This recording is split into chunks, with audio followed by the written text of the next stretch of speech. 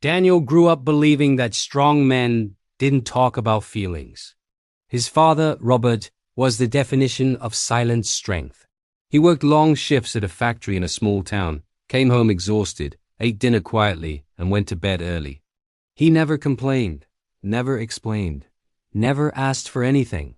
As a child, Daniel mistook silence for distance. When Daniel was accepted into a university in another city, Robert hugged him once and said only one sentence: "Whatever happens, don't quit on yourself." Daniel nodded, eager to leave, unaware that this would be the last complete conversation they would ever have. Life moved fast. University turned into a career. The career turned into ambition. Ambition turned into obsession. Daniel started chasing promotions, bigger paychecks, better titles.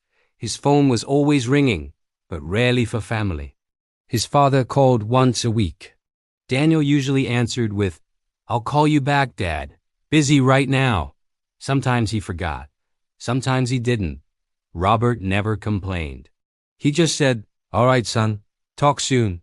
Years passed. Daniel moved to London. New apartment. New job, new life. One evening, while scrolling through emails at work, his phone buzzed. Dad calling. Daniel stared at the screen. "I'll call him after this meeting," he told himself. He silenced the call. That meeting ran late. So did dinner. So did life. That night, Daniel went to bed without calling back. At 4:17 a.m., his phone rang again. This time it wasn't his father. It was a hospital. "Mr. Harris, your father has been admitted. He asked for you." Daniel's heart dropped. He booked the earliest flight home. During the flight, guilt sat beside him, heavier than any suitcase. He replayed every ignored call, every delayed conversation. Every time he chose later, at the hospital, the nurse led him to a quiet room. Robert lay there, thinner, weaker, connected to machines that beeped softly like fading time. His eyes opened when Daniel entered. A small smile appeared. "You came," Robert whispered. Daniel knelt beside the bed, tears falling freely now. "I'm here, Dad, I'm here." Robert reached for his hand.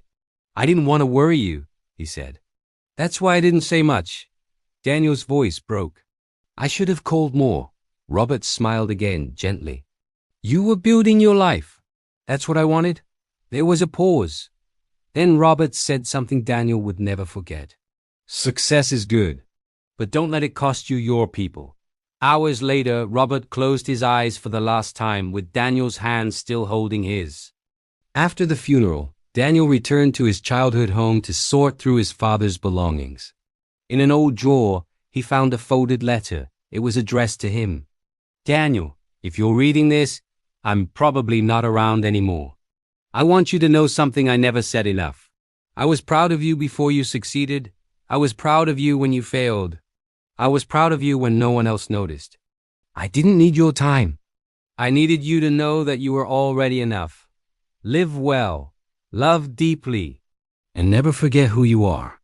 Dad Daniel sat on the floor and cried like he never had before. That day, Daniel changed. He still worked hard, but not at the cost of love. He called his mother every day. He answered friends instead of postponing them. He learned to show up not just for work, but for people. And whenever his phone rang, he remembered one simple truth. Some calls are more important than success. Some promises matter more than ambition. And love should never be delayed.